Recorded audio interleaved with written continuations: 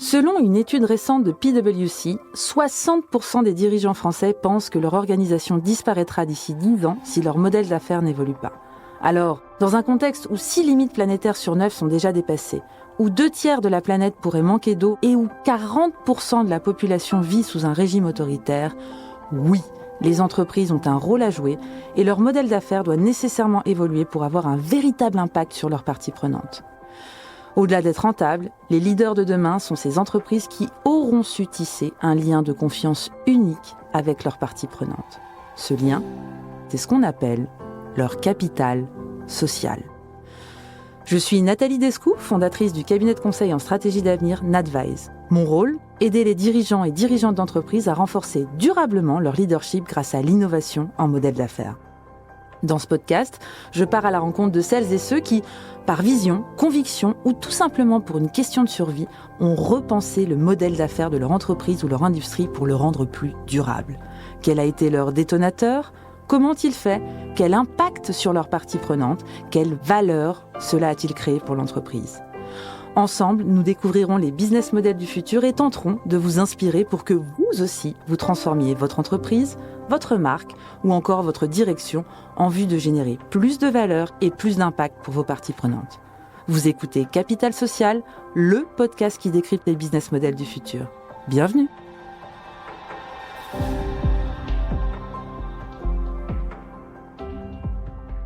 Chères auditrices, chers auditeurs, bonjour et bienvenue dans Capital Social, le podcast qui décrypte les business models du futur. 128 millions d'euros, c'est le volume de produits cosmétiques encore parfaitement utilisables qui deviennent des invendus chaque année en France. 128 millions d'euros immobilisés, 128 millions d'euros qui pèsent sur les marques, sur les distributeurs et sur l'environnement. Concrètement, ça représente près de 4 tonnes de produits de beauté jetés chaque jour. Fin de série, changement de gamme, surplus de stock, retour consommateur. Et si on prend un peu de hauteur à l'échelle mondiale, l'industrie cosmétique produit environ 120 milliards d'unités d'emballage par an. Alors même si les marques cherchent à mieux anticiper leur production, ces invendus restent synonymes de coûts logistiques, de pertes financières et parfois de dilemmes éthiques, notamment pour les PME du secteur. Depuis 2022, le cadre réglementaire s'est durci. La loi anti-gaspillage pour une économie circulaire, la loi AGEC, interdit désormais la destruction des invendus non alimentaires, y compris les cosmétiques.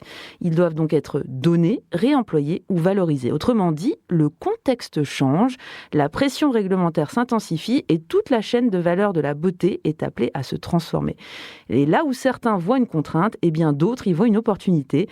C'est précisément le pari qu'a fait mon invité du jour, Manon Leroux, fondatrice de Seven Care, une plateforme qui connecte marques, distributeurs et consommateurs pour donner une seconde vie aux produits de beauté. Alors, avec vous, Manon, on va tenter de répondre à cette question clé. Comment transformer un stock dormant en actif stratégique et faire de la circularité un véritable modèle de création de valeur économique, sociétale et environnementale. Manon, bienvenue dans Capital Social. Bonjour Nathalie, merci beaucoup. Magnifique intro. Tu as très bien introduit le sujet, donc merci pour ça. Eh bien, bienvenue. Alors, Manon, peut-être la première question que j'ai envie de... On va se dire tu, parce qu'on se connaît par ailleurs, donc que j'ai envie de te poser, c'est à quel moment tu as compris que le gaspillage cosmétique n'était pas seulement un problème écologique, mais une vraie opportunité stratégique et donc économique? Alors, pour te raconter, je pense que c'est intéressant de revenir sur la genèse de Save & Care et pourquoi j'ai créé ce projet. En fait, à la base, j'ai eu cette idée de Save & Care parce que ça venait d'un besoin personnel à un moment donné où j'avais plus trop de budget. En fait, je cherchais des solutions pour acheter des produits de soins et d'hygiène moins chers, donc à des prix accessibles, tout en achetant des produits de qualité. Et en fait, je me suis rendu compte que c'était compliqué de trouver ces produits-là à des prix accessibles, tout en restant dans une démarche responsable. Et parallèlement, en fait, je me suis rendu compte que ces produits-là étaient gaspillés massivement par l'industrie cosmétique. Et donc, là, tu te dis, c'est de là que naît Seven Care, tu te dis, et si finalement, on n'était pas en train on pouvait donner une certaine circularité aux produits cosmétiques ? Exactement. En fait, je me suis rendu compte qu'il y avait un trou dans la raquette en fin de circuit, en fait, notamment quand les produits sont déjà en circulation, donc en distribution, sur les étagères des magasins ou alors dans les entrepôts. Ces produits, parfois, ne trouvent pas, preneurs, n'arrivent pas dans une salle de bain d'un consommateur et finissent détruits. Et donc là, je me suis dit, en fait, ces produits, moi, je serais intéressée pour les acheter à moindre prix, pour les sauver du gaspillage. Aujourd'hui, il y a des solutions qui sont incroyables pour sauver de l'alimentaire à moindre prix qu'on connaît tous. Et l'idée, ça a été un petit peu de dupliquer ce modèle-là pour l'appliquer à l'industrie cosmétique, justement pour sauver tous ces produits qui représentent une valeur qui est considérable, puisque à l'échelle mondiale, c'est plus de 4 milliards d'euros d'invendus cosmétiques qui finissent détruits. Donc ça représente énormément de produits qui pourraient servir en fait.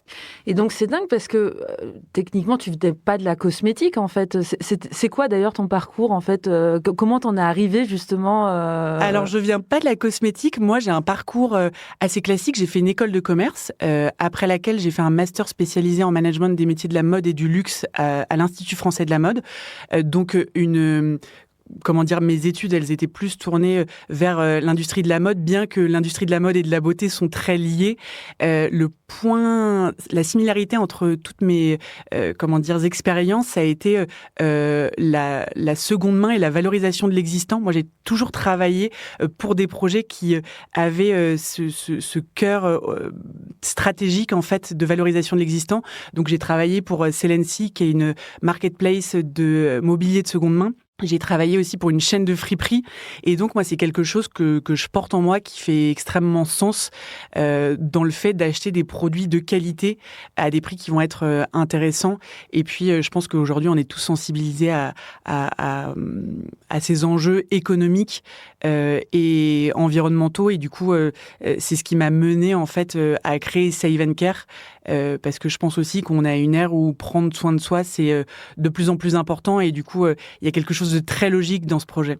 Et alors, est-ce que tu peux nous expliquer pour les auditeurs et les auditrices comment ça fonctionne? Parce que c'est une plateforme, en fait, donc tu te connectes sur Save & Care. Exactement. Et à qui tu t'adresses? Comment ça fonctionne concrètement pour quelqu'un qui voudrait utiliser tes produits, ton service? C'est très, très simple. Déjà, pour commencer, pour le consommateur, Save & Care, c'est une application mobile qu'on va pouvoir télécharger sur tous les stores et en fait, sur laquelle on va pouvoir se géolocaliser, trouver les partenaires qui ont des produits à sauver autour d'eux. Donc, on achète via l'application et on va chercher ces produits en click and collect. Là, c'est très important. On a choisi le modèle du click and collect pour éviter justement la livraison qui est extrêmement polluante aujourd'hui de produits qu'on peut trouver de manière locale à côté de chez soi. Donc, c'est vraiment la démarche d'avoir quelque chose de responsable de bout en bout du fait de sauver des produits, mais aussi d'éviter leur livraison. Et côté partenaire, en fait, nos partenaires ont accès à une interface dédiée par magasin sur laquelle ils vont pouvoir mettre en ligne très rapidement leurs produits et puis gérer leurs ventes. Donc là aussi, c'est quelque chose qui est clé en main pour nos partenaires. Et donc, tes partenaires, c'est qui? C'est des pharmacies, qui sont-ils en fait? Qui sont-ils? Alors, nous, on a volonté de travailler avec tout l'écosystème, à la fois avec les marques, mais aussi les distributeurs. Les distributeurs dans le domaine de la beauté, ça va être des pharmacies, comme tu as pu le dire, des parapharmacies, des parfumeries, ça va être des boutiques de marque en propre. En fait, tous les concept stores qui vendent des produits de beauté, en fait, tous les revendeurs de produits de beauté qu'on peut imaginer. Là où nous, on a une particularité, c'est qu'on va faire une sélection des partenaires avec lesquels on travaille parce qu'on souhaite vraiment démocratiser les produits de qualité et du coup, on ne va pas travailler avec n'importe quelle marque et n'importe quel distributeur pour justement avoir un respect maximum du consommateur et l'aider à accéder à des produits de qualité. Ça, c'est intéressant parce que du coup, le type de produit qu'on peut trouver en fait sur l'application, donc vous les sélectionnez, est-ce que toutes les marques, et je pense notamment aux marques de luxe, jouent le jeu ou est-ce qu'il y a un frein encore à lever parce que c'est pas forcément facile de se dire que sa crème de visage ou autre, quelque part, est sur un marché de seconde main.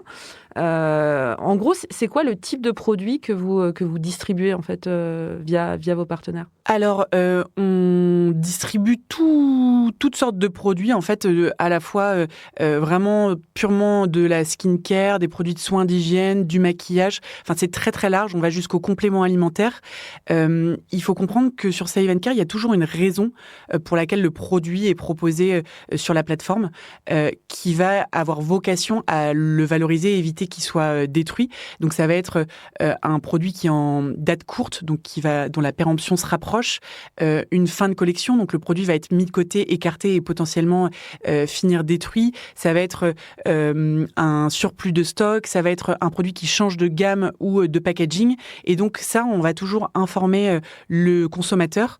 Et il y a une vraie volonté aujourd'hui, en fait, Save & Care valorise ces produits-là et ne les dévalue pas justement via une simple promotion. C'est vraiment, on veut sauver ces produits du gaspillage. Ouais, c'est pas du discount, quoi. Non, c'est exactement. Ouais, ok. Et donc, par rapport aux marques partenaires, si on peut les citer, vous avez quel type de marques, en fait, qui sont distribuées sur la plateforme? Alors, historiquement, depuis le lancement, ça fait un petit peu moins d'1 an qu'on a lancé l'application, on a les parapharmacies Monoprix, on va avoir Blissim, des marques comme Nux, La Rosée, la French Beauty. On a une dizaine de marques partenaires et une cinquantaine d'enseignes. Et du coup, l'objectif, c'est de travailler avec tout l'écosystème et de faire grossir justement ces marques et ces enseignes qui s'engagent à nos côtés. Donc la valeur, parce qu'on en revient à l'essence même de Capital Social, qui est de décrypter les business models du futur. Je vois bien pour les 3 acteurs qui sont ceux qui gravitent autour de ton écosystème. Pour le consommateur, il peut accéder à des produits de très haute qualité à un prix accessible, on va dire. Pour tes partenaires, c'est l'écoulement d'un stock qu'ils auraient dû probablement...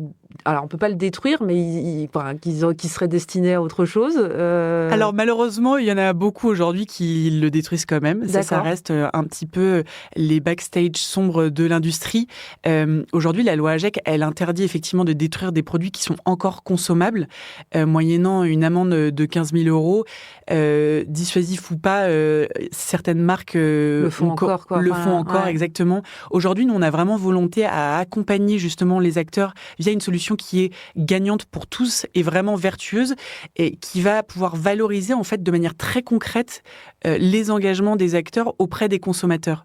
Est-ce que on a tendance à lire des rapports qui sont plus ou moins compréhensibles sur les engagements de certaines marques ou distributeurs? Là, c'est très palpable en fait pour le consommateur et du coup, c'est très intéressant. Aujourd'hui, il y a la loi AGEC, mais il y a d'autres lois comme ESPR, qui est une réglementation européenne qui oblige en fait les acteurs à déclarer publiquement leur destruction. Donc là, on va être de plus en plus coincé en fait effectivement dans le fait de trouver des solutions qui sont plus durables. Alternatives. Voilà, exactement. Et pour le coup, SPR est un petit peu plus dur en termes de sanctions puisque s'il y a un non-respect de ces déclarations, en fait, la marque ou l'enseigne doit reverser 4% de son chiffre d'affaires pour compenser effectivement. Et ça, c'est une loi qui va rentrer en vigueur ou qui est déjà en vigueur Qui est en train de rentrer en vigueur. D'accord. Voilà, à l'échelle européenne, j'imagine. Exactement. Donc c'est plutôt positif pour Save & Care, de ce que je comprends. Plutôt positif. En fait, ce qui est positif, je dirais, c'est pas forcément juste pour Save & Care. Ce qui est positif, c'est qu'il y a des choses qui sont mises en place pour qu'on évite en fait cette aberration qui est qu'aujourd'hui en fait des produits dont des gens ont besoin finissent à la poubelle. Puisque c'est marrant parce que quand je t'écoute, ça me rappelle un peu. Il y a peut-être 10 ans, les débuts du vintage, tu vois. En fait, il y avait un peu ce truc avec les habits. Il y avait la seconde main, mais on n'y allait pas forcément. Maintenant, c'est devenu presque complètement la mode, en fait. Est-ce qu'on se dirige vers ça aussi sur le cosmétique? Parce que c'est pas forcément aujourd'hui un réflexe de dire qu'on achète ses cosmétiques dans une logique de circularité, justement. Est-ce que tu sens une tendance, en fait, sur ça ou pas? Oui, je pense que la tendance, elle se fait... en tout cas... Depuis le lancement, de l'application, on voit que le bouche à oreille fonctionne très bien et que cette solution, elle plaît parce qu'elle fait sens en fait pour les consommateurs. Donc ça, je pense que c'est important. Quand on dit seconde main pour la cosmétique, je pense que il y a encore un biais, c'est qu'aujourd'hui, nous, on n'est pas un Vinted de la cosmétique. On vend pas des produits qui sont ouverts, qu'on va aller acheter à un autre consommateur. Là où moi, je serais pas forcément très à l'aise de savoir en fait ce que la personne a fait avec son pot de crème. Là où nous, en fait, vraiment tous les produits sont intacts et c'est les mêmes qu'on aurait pu acheter dans un autre magasin. C'est vraiment ça, c'est clé parce que du coup, on touche vraiment pas à la valeur perçue du produit, quoi. Voilà, du produit, exactement. Okay. Donc ça, je pense que c'est important. Par contre, il y a une vraie, on éduque face à cette nouvelle manière de consommer la beauté, qui aujourd'hui est pas connue. Alors, ces solutions, elles sont connues pour l'alimentaire. Nous, on est en train de défricher justement le marché sur la beauté, mais on voit que ça fonctionne, en fait. Vous êtes les seuls, en fait, sur ce créneau-là ou... Sous ce format-là, en fait, il y a beaucoup de solutions qui existent sous un format de vente privée. Donc, on va se faire livrer des produits. Ça répondait pas, moi, à la charte que j'avais envie de mettre éthique derrière Save & Care. Avec ce modèle de click and collect et vraiment durable de bout en bout, on est les seuls aujourd'hui. Et c'est important parce que vraiment, il y a cette éducation à faire sur un nouveau mode de consommation, en fait. Et au niveau du business model, du coup, pour le client, je vois bien, c'est-à-dire qu'on va sur l'appli, on valide son panier, on paye le panier, on va le chercher dans le point de distribution qui est le plus proche de chez soi. Save & Care, concrètement, comment ça se rémunère ? Comment tu captes en fait de la valeur avec tes autres partenaires et avec les marques qui sont distribuées ? L'idée, c'est d'avoir là aussi un modèle qui soit le plus juste possible et du coup, on a un modèle de commission sur les ventes. On se rémunère en fait sur le business qu'on apporte à nos partenaires. Si le magasin vend rien avec Save & Care, il payera rien. Et ça, c'est hyper clé. C'est que là aussi, même au cœur du business model, on a essayé d'être le plus juste possible, que ce soit gagnant pour tout le monde. Et ce qui est important, c'est de se dire qu'au-delà du fait que nos partenaires vont générer de la valeur sur ce qui est perdu, ça c'est le point central de la solution, le fait que tout soit construit autour de click and collect, ça va faire venir du trafic en magasin. Et là aussi, c'est quelque chose de très clé puisque ça va pouvoir générer du business additionnel, des ventes additionnelles. Ça va pouvoir faire découvrir un point de vente et une expérience à un client qui serait pas forcément venu de lui-même, rendre visible une offre anti-gaspi qui l'est pas forcément là aussi. Donc, c'est vraiment quelque chose qui va beaucoup plus loin au final que... Ouais, c'est du win-win, quoi, en exactement, fait. Exactement. Et les retours clients que vous avez, en fait, aujourd'hui, ils vous disent quoi ? Ils repeat, il y a un peu du repeat business, comme disent les Anglais, une fois qu'on y a goûté, on peut plus s'en passer. Ouais, exactement. Alors, pour le moment, on a plus de 20% de taux de réachat, là, sur ces premiers mois de lancement de l'application, avec des très bons retours. Et en fait, aujourd'hui, nous, on fait pas du tout de communication payante. Save & Care, c'est que de l'organique. On a de la chance parce que le projet, il parle, donc on a des parutions presse, médias qui sont assez importantes, parce que je pense qu'il fait écho à un vrai besoin. Et effectivement, la majorité des personnes qui commandent sur l'application ont entendu parler de Save & Care par quelqu'un qui leur a recommandé. Et du coup, le bouche à oreille est hyper important et ça prouve qu'il y a, un vrai besoin, quoi. Un vrai besoin et une vraie satisfaction de la solution. Ça permet en fait aussi à des clients qui savent pas trop quelle marque, quel produit choisir, en fait, de choisir par en fait les offres qu'on va avoir sur l'application. On va fonctionner sur un format de coffret, en fait, coffrets qui vont être thématiques. Donc, par exemple, tu vas avoir un coffret anti-imperfection avec 3 produits à l'intérieur. On va te dire quelles sont la typologie de produits à l'intérieur pour que tu saches au mieux à quoi t'attendre. Et l'idée, c'est que nous, on fait une sélection en fait de produits qui sont intéressants sur cette thématique-là, et ça permet en fait à des clients aussi de découvrir des parce produits. Qu'on ne sait pas la marque qu'on a quand on achète en fait le paquet. On sait à peu près la typologie de marque qui peut. Exactement. En fonction du magasin dans lequel on va aller sauver les produits, on va savoir à quoi s'attendre. Par exemple, on a un partenaire qui s'appelle l'Armoire à Beauté qui ne fait que de la clean beauty, donc ça va être essentiellement des marques avec des formulations naturelles qui sont sélectionnées vraiment sur ce scope-là. Donc ça, c'est une manière de savoir un petit peu à quoi s'attendre. On a des partenaires aussi qui proposent des produits de manière ciblée. Donc là, on va savoir exactement ce qu'on achète. Mais ce qui fonctionne bien, c'est vraiment le format Mystery Box, où un petit peu à l'instar d'une pochette surprise quand on était petit, on va avoir la surprise de ce qu'on a à l'intérieur. Ouais, c'est sympa. Pour les fêtes, ça a dû bien marcher. Ça a très très bien marché. Les Secret Santa ont bien fonctionné. Ont bien fonctionné. aujourd'hui, tu es présente où exactement, enfin, sur quelle ville en France, et c'est quoi en fait tes plans pour le futur? Comment tu vois l'avenir de Save & Care? Alors, on a été obligé d'y aller par étapes. Aujourd'hui, on a lancé l'application à Paris. Donc, on est présent simplement à Paris. Là, on est en train de travailler sur un déploiement à l'échelle nationale. Ce qui est hyper intéressant, c'est que depuis qu'on a lancé, on a eu énormément de messages de personnes qui nous envoient des demandes pour savoir si on va ouvrir à Nantes, à Marseille, à Lyon, dans le Nord, enfin partout en France. Et c'est un très bon signal parce qu'aujourd'hui, il y a de la frustration des consommateurs de pas avoir la solution vu qu'on fait pas de livraison. En fait, effectivement, c'est qui est disponible pour les Parisiens. On a vocation à se développer donc partout en France et surtout à déployer la solution partout dans le monde. Donc l'idée, c'est d'y aller par étapes. Donc d'abord la France, ensuite l'Europe et ensuite le monde, parce que, comme je te disais, en fait, le gaspillage cosmétique, c'est une problématique à l'échelle mondiale. Les partenaires qu'on cible, ils sont présents eux aussi sous un format de réseau à l'échelle mondiale, et l'idée, c'est de faire grandir le projet autour de cette mission qu'on a, qui est de lutter contre le gaspillage et démocratiser les soins de qualité. Aujourd'hui, on n'en a pas trop parlé, mais le fait que l'accessibilité aux produits de soins et d'hygiène est un vrai sujet. C'est plus de 1 Français sur 3 qui renonce à l'achat de certains soins par manque de moyens. Donc ça, c'est une vraie data qui est intéressante pour les produits, tu vois, essentiels comme du savon, du shampoing, du déodorant. Et donc ça, on a aussi envie d'apporter une solution là-dessus, de faire en sorte que ces produits essentiels de qualité puissent être accessibles.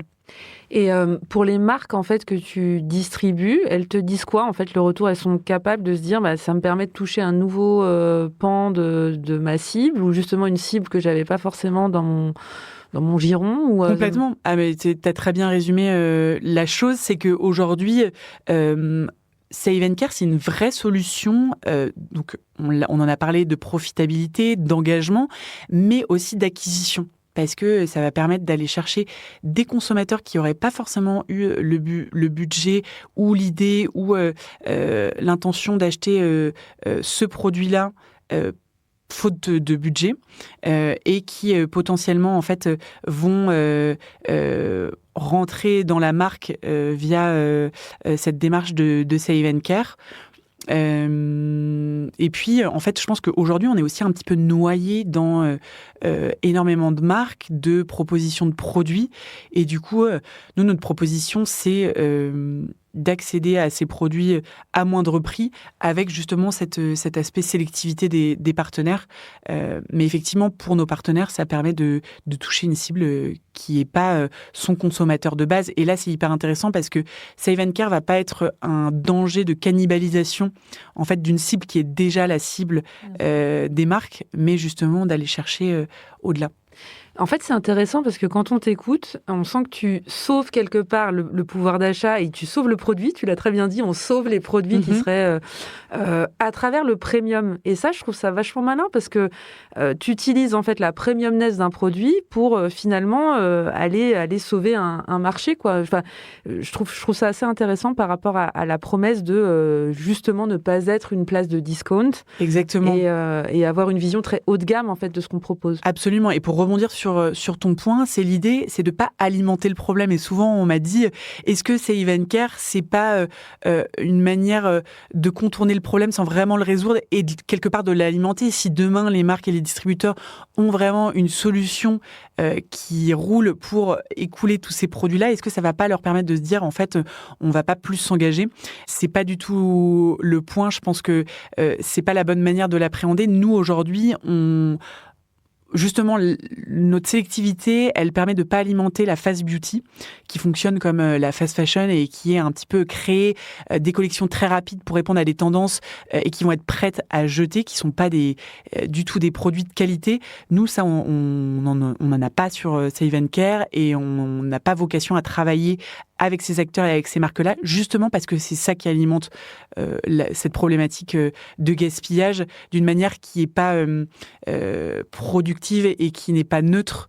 Là où, en fait, Aujourd'hui, l'innovation dans l'industrie cosmétique, elle est inhérente à cette industrie, puisque c'est une industrie qui innove énormément.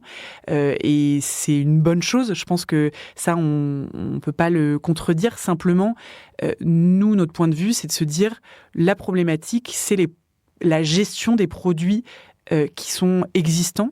Et du coup, on est une solution en bout de chaîne pour valoriser ces produits-là, éviter qu'ils soient détruits. Mais en tout cas, on va dans le sens d'une innovation qui est, respectueuse de l'homme et de l'environnement. Ouais, bien sûr, c'est de la vraie innovation modèle d'affaires, comme on aime bien ici. Oui. Mais... Et du coup, tu te dis, comment tu vois l'avenir ? C'est-à-dire que là, tu attaques le problème par la cosmétique, mais on pourrait très bien le décliner sur d'autres pans et d'autres secteurs. En fait, c'est le sujet qu'il y a derrière, c'est le sujet de la circularité et comment tu luttes contre le gaspillage. Absolument. De façon intelligente, quoi, oui. en fait. Tu vas vite, et du coup, ce sera dans nos prochaines étapes de développement. Mais effectivement, Save & Care, ça a vocation à s'étendre notamment sur des domaines comme la parfumerie. Et effectivement, il y a beaucoup de choses à imaginer, à faire pour étendre le modèle, tout en restant vraiment sur ce modèle, sur les produits de bien-être et de soins. Ce qui est intéressant, parce que la parfumerie, tu as vraiment tout un imaginaire de marque, en fait, qui a été construit depuis des années avec tout. Donc, je trouve le modèle intéressant de te dire comment, effectivement, tu pourrais attaquer ce marché-là dans une logique d'anti-gaspi. On voit qu'il y a beaucoup de marques aussi qui vont sur du vrac aussi, enfin du refill. Ouais. Il y a des choses intéressantes probablement à imaginer. Bien sûr, et typiquement, tu vois, sur la parfumerie, un parfum va être écarté des circuits parce que il va avoir un petit emballage écorné ou une étiquette peut-être un petit peu de travers, mais en ayant, tu vois, l'essence du produit même qui est absolument intacte. Et l'idée, c'est de se dire que demain, il y a des personnes qui seront ravies d'avoir ce produit-là avec un tarif qui va être intéressant, en se disant que effectivement le produit va être valorisé. Et je pense que c'est un modèle vers lequel les marques vont de plus en plus s'aller parce que ça fait sens en fait. Oui, les limites sont pas redevenues limitées, contrairement à ce qu'on voudrait nous faire croire. Ouais, exactement. Mais qu'est-ce qu'on peut te souhaiter pour le futur ? Qu'est-ce que tu recherches ? Il y a un micro devant toi, de quoi as-tu besoin ? Alors là, beaucoup de choses. On est parti pour une longue liste. Non, je pense que c'est que le projet continue à se développer comme c'est le cas maintenant, que on arrive à fédérer de plus en plus de marques et d'acteurs à nos côtés et qu'on arrive à engager aussi de plus en plus de personnes qui sauvent des produits via l'application. Donc que ça continue sur cette belle lancée et qu'on arrive à faire quelque chose de grand en tout cas. Eh ben super, ce sera le mot de la fin à bon entendeur. Du coup, merci beaucoup merci Manon. Nathalie. Ce que montre vraiment Save & Care, c'est qu'un déchet finalement peut devenir un actif et même un actif stratégique. Là où certains voyaient un problème de stock, toi Manon, tu as vu un nouveau canal de création de valeur. Ton modèle est vraiment à la croisée entre trois tensions majeures, surproduction, réglementation et pouvoir d'achat, dans cette logique premium que tu as très très bien décrit. Donc finalement, tu le dis si bien, peut-être que les business models du futur ne consistent pas à produire plus, mais à mieux valoriser ce qui existe déjà. Merci Manon d'avoir partagé Nathalie. avec nous les coulisses de cette industrie que tu révolutionnes et que tu disruptes. Merci également à toute l'équipe technique de One2One2 qui rend ce podcast possible. Et quant à nous, chères auditrices et chers auditeurs, je vous donne rendez-vous dans quelques semaines pour le prochain épisode de Capital Social, le podcast qui décrypte les business models du futur.